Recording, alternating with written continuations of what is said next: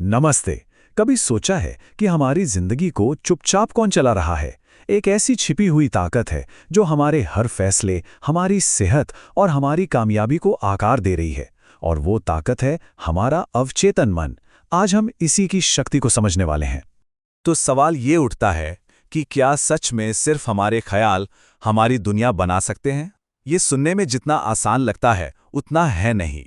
आज हम इसी सवाल की गहराई में उतरेंगे और देखेंगे कि कैसे हमारे अंदर की दुनिया हमारे बाहर की हकीकत को जन्म देती है। तो आज हम क्या क्या देखने वाले हैं? सबसे पहले तो हम अपने मन के दो हिस्सों यानी चेतन और अवचेतन के बीच के रिश्ते को समझेंगे। फिर हम ये भी जानेंगे कि कैसे हमारी सोच हकीकत बन जाती है और इसी शक्ति का इस्तेमाल अच्छी सेहत पाने, दौलत को अपनी ओर खींचने और यहाँ तक कि हमेशा जवान बने रहने के लिए कैसे किया जा सकता है। तो चलिए सबसे पहले अपने मन के इन दो हिस्सों को समझते हैं, चेतन और अवचेतन। और इसे समझने का सबसे बढ़िया तरीका है एक जहाज का उदाहरण, जिसमें एक कैप्टन है और उसकी एक क्रू है। अब जैसा कि आप देख ही रहे हैं, हमारा जो चेतन मन है वो जहाज के कैप्टन जैसा है। ये सोचता है, तर्क वितर्क करता है और फैसले लेता है। और दूसरी तरफ हमारा अवचेतन मन है इंजन रूम में काम करने वाली क्रू की तरह। इसका काम सवाल करना है ही नहीं, इसका काम है सिर्फ और सिर्फ आदेश मानना। इसे अच्छे बुरे या सही गलत से कोई मतलब नहीं। कैप्टन जो भी हुक्म देगा ये उसे पूरा कर देगा, चाहे वो हुक्म जहाज को चट्टान से टकराने का ही क्यों ना हो। हमारे शरीर के सारे फंक्शन, दिल की धड़कन से लेकर सांस लेने तक, सब यही कंट्रोल करता है। तो ठीक है, ये कैप्टन और क्रू वाली बात तो समझ आ गई, लेकिन हमारी रोज की जिंदगी में इसका क्या मतलब है? इसको समझने के लिए एक और बड़ा मजेदार उदाहरण है, एक माली और उसके बगीचे का। जरा सोचिए कि हमारा जो अवचेतन मन है ना, वो एक बहुत ही उपजाऊ खेत या बगीचे की तरह है। और जो विचार हम बार बार सोचते हैं, जो हमारी आदत बन चुके हैं, वो उन बीजों की तरह हैं जिन्हें हम जाने अनजाने इस बगीचे में बोते रहते हैं। और ये तो सीधा सा हिसाब है कि जैसा बीज बोएंगे वैसी फसल काटेंगे, चाहे वो खुशी की फसल हो या दुख की, कामयाबी की हो या नाकामी की। तो होता क्या है जब हम बार बार ये सोचते हैं कि अरे ये तो मुझसे नहीं होगा या मेरी तो किस्मत ही खराब है, तो असल में हम क्या कर रहे हैं? हम अपने ही बगीचे में नाकामी और निराशा के बीज डाल रहे हैं। और हमारा अवचेतन मन इन ख्यालों को एक आदेश की तरह लेकर सच कर देता है और हालात ऐसे बना देता है कि हम वाकई में फेल हो जाते हैं। क्या कोई सच में ये चाहेगा? अच्छा, अब आते हैं एक बहुत ही कमाल की बात पर कि ये जो सिद्धांत है इसका हमारी सेहत पर, हमारी हेल्थ पर कितना गहरा असर पड़ सकता है। ये इतना पावरफुल है कि हमारा मन ही हमारी सबसे बड़ी दवा बन सकता है। ये एक बड़ा ही हैरान करने वाला साइंटिफिक फैक्ट है कि हमारा शरीर हर 11 महीने में खुद को लगभग पूरी तरह से नया बना लेता है। आप जरा सोचिए, इसका मतलब क्या हुआ? इसका मतलब है कि हमारे पास हर साल एक नया स्वस्थ शरीर बनाने का मौका होता है। बस शर्त यह है कि हम अपने अवचेतन मन को सेहत और तंदुरुस्ती के विचारों से भर दें। और इसी को कहते हैं प्लेसिबो इफेक्ट।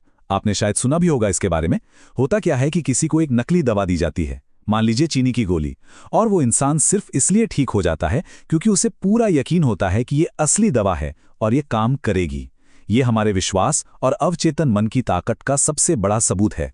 इतिहास तो ऐसे हैरान करने वाले किस्सों से भरा पड़ा है, जैसे पुराने जमाने में पुजारी मंत्रों और तावीज का इस्तेमाल करते थे। असल में वो कर क्या रहे थे?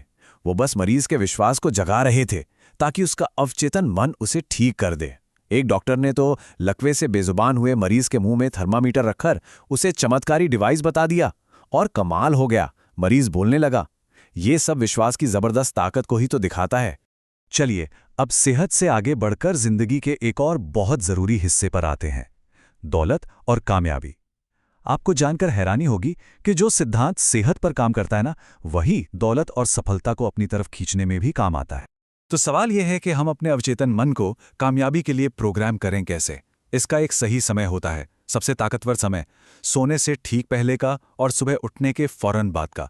इन खास पलों में हमारा जो लॉजिकल दिमाग होता है वो शांत होता है और अवचेतन मन के दरवाजे नए विचारों के लिए पूरी तरह खुले होते हैं। तो टेक्निक क्या है? बहुत सिंपल है।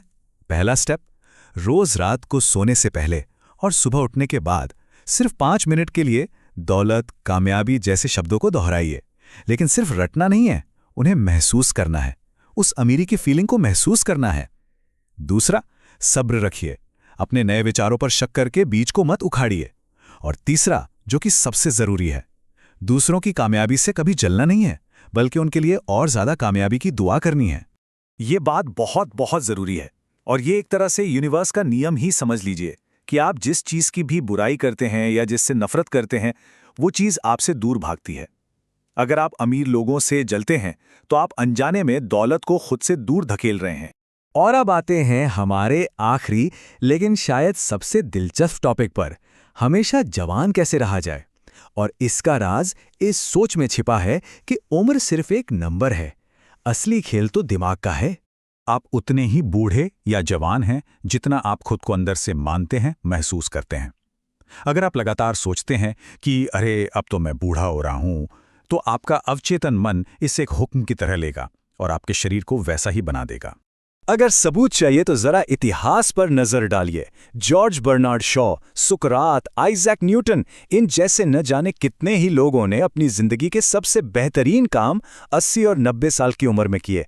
सोचिए जरा, ये इस बात का पक्का सबूत है कि हमारी एनर्जी, हमारी क्रिएटिविटी का उम्र से कोई लेना देना नहीं है। तो फिर बुढ़ापा है क्या आखिर? ये कोई जन्मदिन मनाने से नहीं आता। बुढ़ापा असल में एक दिमागी हालत है, और ये तब शुरू होता है जब कोई सपने देखना बंद कर देता है, जिंदगी में दिलचस्पी खो देता है और कुछ नया सीखना बंद कर देता है। और इसी ख्याल के साथ हम एक सवाल छोड़ जाते हैं। अगर हमारी असली उम्र हमारे सपनों से तय होती है, हमारी जिज्ञासा से तय होती है, हमारे सीखने के जज्बे से तय होती है, तो फिर आप कितने जवान हैं, इस पर सोचिएगा जरूर।